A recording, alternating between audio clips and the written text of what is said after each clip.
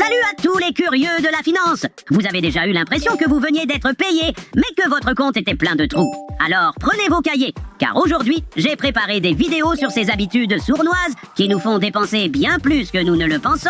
Vous êtes prêts? C'est parti! Quels sont certains des pires comportements de dépenses que vous ayez jamais vus? Logement et voiture, toujours. Le logement, ils dépensent énormément parce que dans leur religion, qui est le logement, ils ont une façon très simple de voir le monde. Je dois posséder parce que le logement augmente toujours. Donc, par conséquent, je vais posséder. C'est aussi simple que ça. Ils ne se soucient pas de connaître les intérêts, les coûts fantômes ou quoi que ce soit d'autre. Le deuxième point concerne les voitures. Ça se manifeste de façon particulière. Dès qu'ils ont des enfants, quelle est la première chose qu'ils font? Ils disent « Il faut que j'achète un SUV 7 places parce que j'ai un bébé ». Quelle énorme erreur! Quand je vois des couples qui se disputent pour des choses comme « Je n'arrive pas à croire que tu aies dépensé autant pour des boissons énergisantes à la station-service », je sais déjà que ce n'est jamais à propos des boissons énergisantes, mais qu'ils dépensent trop pour leur logement et leur voiture. Il n'y a rien de superflu et pourtant, ils ne le savent pas, ils ne font pas le lien. Alors ils se disputent sur combien ils ont dépensé en mangeant au restaurant et en commandant des entrées. C'est vrai, ces connexions ne sont pas toujours évidentes au premier coup d'œil. Dans mon domaine, j'ai beaucoup de terriers, mais je les loue. Donc c'est plus un investissement qu'une dépense. Hé hé. Restez modestes, mes amis.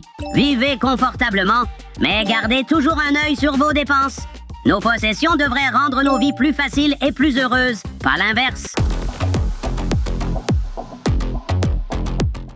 Et comme nous parlons des dépenses, nous ne pouvons pas ignorer les cartes de crédit. Elles sont sans aucun doute pratiques, mais souvent, nous ne les utilisons pas tout à fait correctement. Avant de sauter aux conclusions, examinons quelques données statistiques provenant des experts. Qu'est-ce qui ne va pas avec le fait d'avoir une carte de crédit si on paie le solde chaque mois? La plupart des gens ne le font pas. 78% des gens ne le font pas. Pas possible. Et ils parlent tous de cette discipline théorique qu'ils n'ont tout simplement pas. Attends, 78% reportent le solde d'un mois sur l'autre, tout comme 97% des gens ne remboursent pas un prêt hypothécaire sur 30 ans, comme un sur 15, de manière à ce qu'il soit remboursé en 15, parce qu'ils se sont promis qu'ils le feraient. Nous allons souscrire un prêt sur 30 ans, juste au cas où nous aurions besoin de ralentir, mais nous allons le rembourser comme un prêt sur 15 ans. 97% ne pré-remboursent pas systématiquement. Et ça, ce sont les statistiques de la Réserve fédérale. Je n'ai pas inventé ces chiffres. Et donc, nous nous faisons confiance avec cette discipline qui n'existe tout simplement pas. Waouh!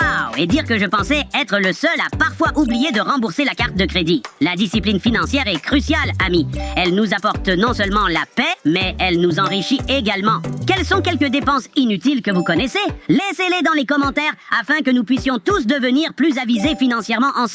Rendez-vous dans le prochain épisode et rappelez-vous, les hamsters sont puissants. Un pour tous et tous pour un. Au revoir.